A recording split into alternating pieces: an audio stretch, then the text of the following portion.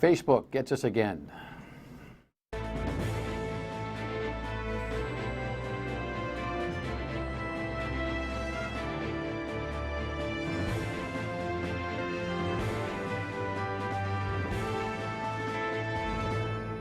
The Dan York State of Mind program is brought to you in part by Lookout Rhode Island and Takeo Comfort Solutions.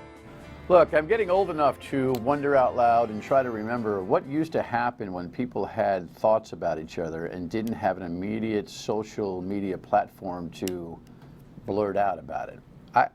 I'm trying to remember, and in this latest little go back and forth between the Pilgrim High School girls basketball team and the Providence Teacher Union president, and you're thinking, if you don't know the story, what do they have to do with each other? Right. Back in the day, you might have said something to somebody at work, at the water cooler, and at the kitchen, and kind of got it off your chest, and kind of it was left there. But now, woo, it goes. And I think, you know, lessons learned, lessons learned, lessons learned. The media's not going to go away. It's how we deal with it, right? Welcome in. Nice to have you aboard. Maribeth Calabro, the president of the Providence Teachers Union, who has been accessible to us during her tenure for substantial issues, is here to talk about a little mess that she got into when she reacted and then apologized for a situation. And it doesn't seem like it's necessarily going away yet, although in my humble judgment, it probably should. In the meantime, just a couple of things. How about that weather yesterday and this weekend? While I stole 18 holes, and that's how I felt on Saturday. It was windy, and you know, nobody even worries about how they play. It's just that you're out there playing. But the rest of the country is in turmoil weather-wise. And if you don't think that this is some kind of wacky climate thing, then come on, man, really? And then yesterday, my wife and I are taking a walk, and my kid's going back to grad school for the last semester, and I'm thinking, wait a second, this feels like sending her away for like in fall. Like this, everything is backwards. So when the scientists tell you that there's something going on out there, come on, there's something going on out there. Anyway, let's talk about what's happening with the world. Pretty comprehensive package from CBS on what the weekend had to say regarding Iran et al. Tensions flared in Tehran as anti-government demonstrators protested the regime's stunning admission that it mistakenly shot down a Ukrainian jetliner, killing all 176 people on board. On Twitter, President Trump urged Iran's leaders, do not kill your protesters. The Iranian people are standing up and asserting their rights. On Face the Nation, Defense Secretary Mark Esper insisted the U.S. is safer since taking out Iran's top general Qasem Soleimani, but sought no specific evidence that Iran was planning attacks targeting 4 American embassies, as the president claimed in a Fox News interview. I can reveal that I believe it would have been 4 embassies. I didn't see one with regard to 4 embassies. What I'm saying is I share the president's view that probably my expectation was they were going to go after our embassies. But a U.S. defense official disputed any contradiction, telling CBS News the secretary agrees with the assessment that as many as 4 embassies in the region could have been targeted by Iranian proxies. That's a big thing. What 4 embassies are we talking about here? So we were very concerned about the situation. We had exquisite intelligence. The president's national security advisor downplayed any differences, adding to lawmakers' frustrations following a briefing last week. We got less detailed information than President Trump shared with Laura Ingraham. The problem there is not with the president. The problem is with those who were briefing us. As Congress demands more justification of the Iran strike, House Speaker Nancy Pelosi signaled she's ready to move articles of impeachment, warning senators could pay a price if they don't hold a fair trial. The president tweeting, "Ask Crazy Nancy why hearing was most unfair and biased in history." He has to know that every knock from him is a boost. Yeah. By the way, this rolling explanation for the takeout of Soleimani is unbelievable. It's just unbelievable. And I don't know what, in general, the American public is going to think about it in the long term, because the story will probably continue to evolve over the next weeks and months. But I've seen data this morning that showed that something like 55, 56% of Americans don't like the way the president's handled the Iranian situation. Now think about that. We traditionally breathe a sigh of relief and or celebrate when a major villain is taken out. And so if a major villain's been taken out and most of America is thinking, I don't like the way this whole thing is going, maybe that ought to compute in the White House that being transparent and truthful at the beginning is probably a pretty good idea, right? In the meantime, headline here, Nancy Pelosi is trying to now brand this idea. She was on TV talking about that as well. It's Sunday morning. Let's be optimistic about the future, a future that will not have Donald Trump in the White House. One way or another, 10 months from now, we will have an election if we don't have him removed sooner. But again, he will be impeached forever. True. True. The challenge is whether the American public understands what impeachment is. Impeachment's an indictment, not a conviction. And when he remains in office, because the Senate makes sure that happens, you know, this historic notion that he's been impeached. Bill Clinton was impeached. Do you walk around thinking about Bill Clinton as impeached? I think most people, forgetting the details about Monica Lewinsky and all that kind of stuff, kind of think back to Bill Clinton's presidency and say, pretty good back then. So, legacy problems, I'm not so sure. All right, let's talk about the issue of the day, which is small in nature but large in moral of the story, if you will. So there was an online report about a dispute on Facebook regarding a Pilgrim High School, Mount Pleasant High School girls basketball game where somebody posted, oh my goodness, things like, went to the girls basketball game last night, never been more disgusted, N-word was used against the Mount Pleasant students, go back to your ghetto, blah, blah, blah, blah, blah, blah, blah, which developed a reaction. We've got a headline here, the Mount Pleasant coach actually denied that was the case. But in the middle of that, the president of the Providence Teachers Union, seeing the post, cut and pasted it, and then followed with her own discussion, you know, in capital letters. By the way, when you write in caps, you're yelling. What the hell is wrong with the state and the country? Are you blanking kidding me? I want to know. I demand to know what the Pilgrim principal, the league, the commissioner have to say about this abhorrent, disgusting display of blatant racism. By the way, this is the second post I read about the game. First one spoke of fans grunting and making animal noises. By the way, basketball spectatorship is kind of an art, and I give the kids a lot of room on their displays, as long as they're not mean-spirited, you know. And so the fact that Maribeth Calabro posted caused headlines, and then she apologized. We have a headline here that talks about her apology because it ended up being a complete storm. Anyway, good to see you. Happy New Year. Happy New Year. Did you get some sleep? Because on Friday on the radio, you're telling me you hadn't slept in a couple days. A little bit. Yeah? A little bit. What happened? And what happened with the post? You just...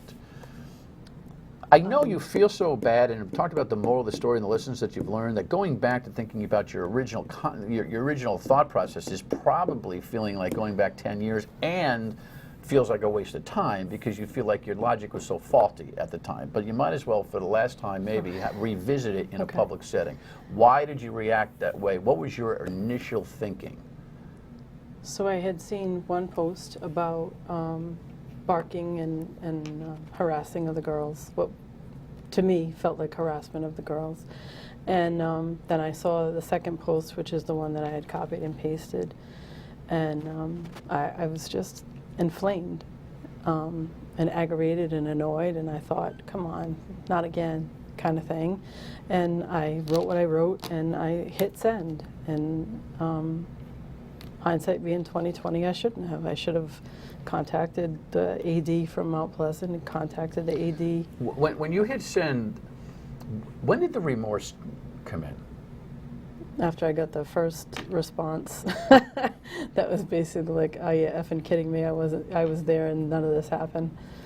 That's when you're like, "Oh." I was like, "Yeah." I'm 11 feet out on a 10-foot board. Yeah. Yeah. That's an ugly feeling. Yeah. Listen, when you speak for a living. And 35 years of it, there are moments. Yeah. There are moments I go home after the show and go, oh, really? Yeah. did you say that? Now, hopefully it's not often, or I wouldn't be around as long as I have, but I know what that feeling is one of the ugliest feelings in the world. Having said something on a public forum, going, oh. Yeah. It does toss it. It's pretty ugly. And then I struggled, right? Do I take it, do I pull it off? Because now, guaranteed, I've called everybody out, right? I've summoned the Interscholastic League, I've summoned the commissioner, I've summoned everybody. And so now well, you went full throttle. I mean, if you're going to go, go, right? Typical Calabro went full boat. You know, my mouth gets me into trouble sometimes, and I went full boat. And then it was like many people had answered that by then. So now I'm like, all right, this is a problem. And so then I started thinking to myself. Well, you saw that the Pilgrim coach, I'm sorry, that the Mount coach, the alleged victims in this story, were like, and we didn't see that. You know, there was this barking thing. Yep. And I don't know, I wasn't there because but I've done a lot of high school basketball games and still do, and there's some in college, and there's a lot of poetic license that kids take when it comes to basketball and volleyball. Which is cheering. interesting because I played basketball, albeit a long time ago. We didn't bark. We weren't allowed to bark. That wasn't part of this. I mean, I know it's different. It's a lot different and a lot of years later. But barking wasn't something we did. And I just, as a female, that bothers me too. Yeah, well, I mean, there could be a level of condescension and gender issue there as well. Yeah, so you know, we know what the term dog means when it comes to a female, and correct. so barking and that triggered something, and then like I'd said to you on Friday when we spoke, you know, we had trauma, a trauma workshop, and I have all these numbers in my head, and I'm just thinking to myself, That I want to explore. Okay. So what you were thinking. So I'm going to go back. There's some more play-by-play of this, and then this other thing I think might be the better conversation that comes out of it. Stay with us.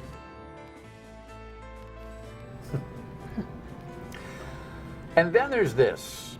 So after Maribeth Calabro, the president of the Providence Teachers Union, had her moment on Facebook where she called out everybody, thinking that the Mount Pleasant team had been victimized by abhorrent, disgusting, racist behavior at a basketball game, then realized that which she was concerned about based on a faulty, unattributable post probably didn't happen, and wrote a very, very thorough and heartfelt apology about it.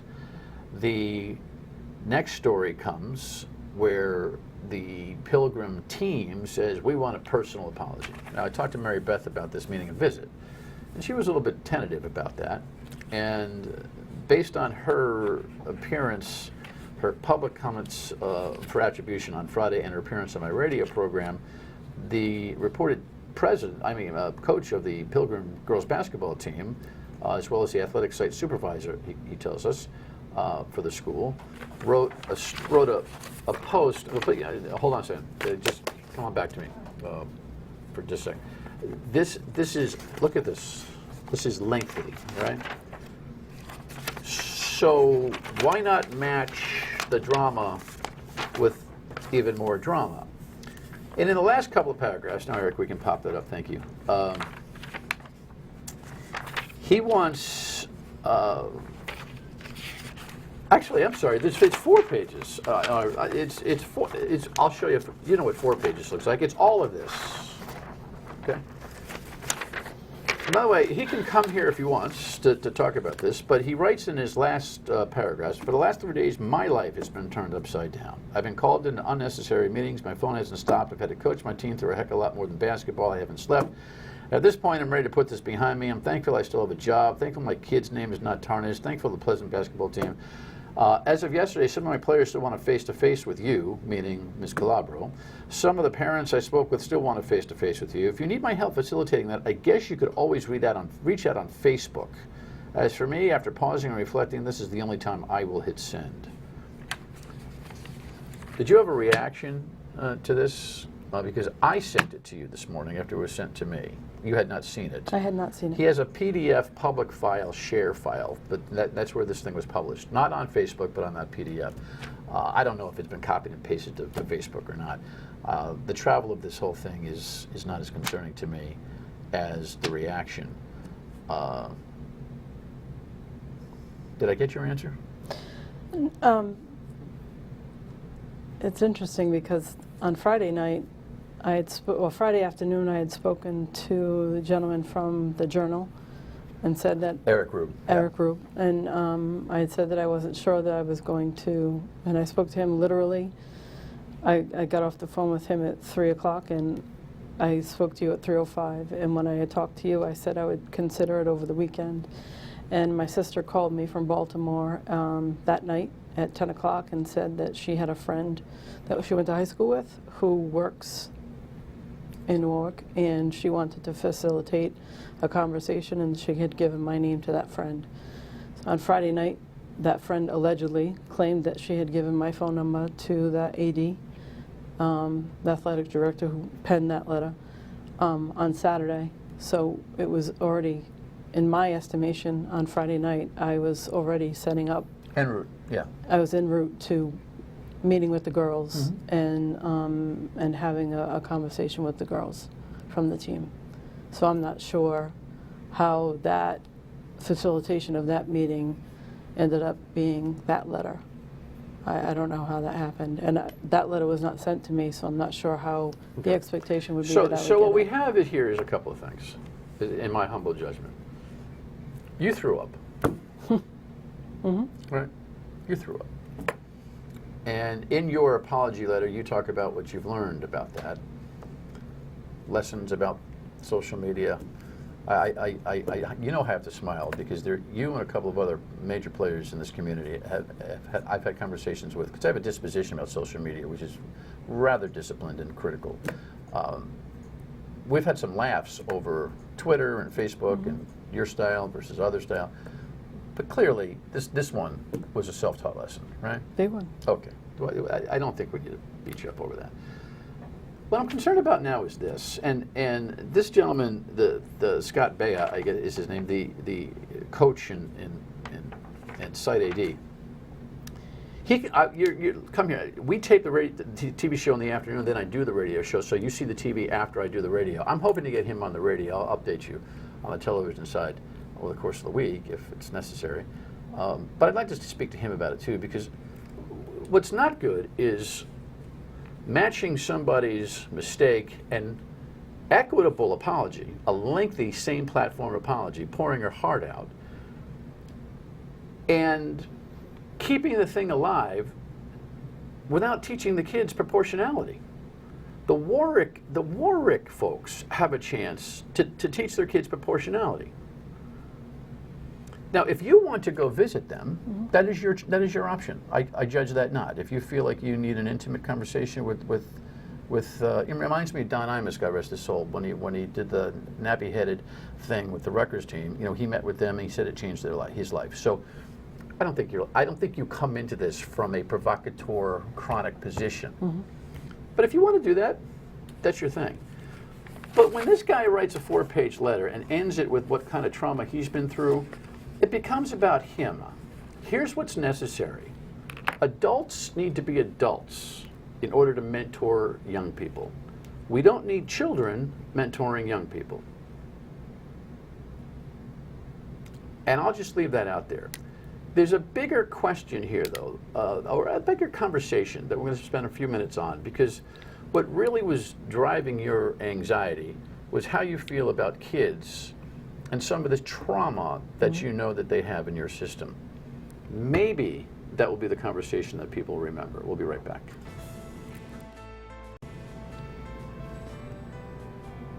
So look, what's been bothering you, what I'm sure bothers every educator in every urban system in America, is some of the challenges that the kids bring every day. And good educators and great educators, good and great educators feel their kids, really feel their kids. You had, real quick, you had a seminar over trauma. Workshop, What was the quick data about that? So nationally, 1 in 4 kids experience trauma. In Providence and Central Falls, it's 90% of students experience trauma. And nationally, it's 1 experience of trauma. In Providence and Central Falls, it's 7. The average is 7.3, actually. What the trauma defined as? Violence, experience personal violence, witnessing violence, loss, separation, things like that. And so when you think you see your kids getting attacked, you lash out. Mm-hmm. In addition to whatever decision you make about meeting with the kids or whatever, and I know you want that to be quiet, not a public circus, and right. I certainly understand that, can you get this message out about trauma? Can the system get the message out? Can the commissioner get the message out about this trauma? Because as I've told you, and I don't have time to tell any stories here, you know, my own daughter, who's working in the school systems right now in her graduate studies, has told me some stories that completely set me back, mm-hmm. reminded me that children in urban settings have a very different life, by and large. For instance, my kid found out that those kids don't have Halloween, because she was told we could get shot. Little things like that aren't so little. No, sir. And that's what, right? So isn't, yeah, when this thing breathes a little bit, it seems to me that that's something that has not really been nothing's been framed that way for public consumption. Maybe for teachers. But just take 30 seconds to talk to me about that. So most recently it has been. I don't think that we've talked about it. And in doing this presentation with this Dr. Brooks, we also learned that once students and our children experience these traumas and multiple traumas, it changes the hardwiring of their brain. And so they react and respond differently to certain situations. And so that may be why we are met with a person who shuts down if you come at them a certain way, or a person who reacts loudly or aggressively if they think that you're attacking them. And so there are ways in which we need to think about this trauma for our children when we're engaging them in the classroom. And so I think it's important for all of our teachers in Providence and the urban ring. Actually, I think it's important for all teachers in the state to know about how trauma impacts our engagement and relationships with our students. Because every kid is subject to trauma, loss of family members, sickness, but multiply it by the socioeconomic truths in the urban centers. Why don't we do this? When this thing has some chance to breathe, let's do some shows on that. I would love that. All right. I would love that. All right, hang in there. Thank you. Thanks. Final word when we come back. Seriously, I hope that the folks in Warwick harness the situation, not to mitigate that which was done to them and to ignore the trauma that perhaps they felt when accused of something that they did not do. Got that. But proportionality has been lost these days. Everything is crush, kill, destroy, and the pendulum never swings a little. It always swings like this. Teaching moment on both sides. See you tomorrow on the radio at 3 and back here tomorrow night. Good night.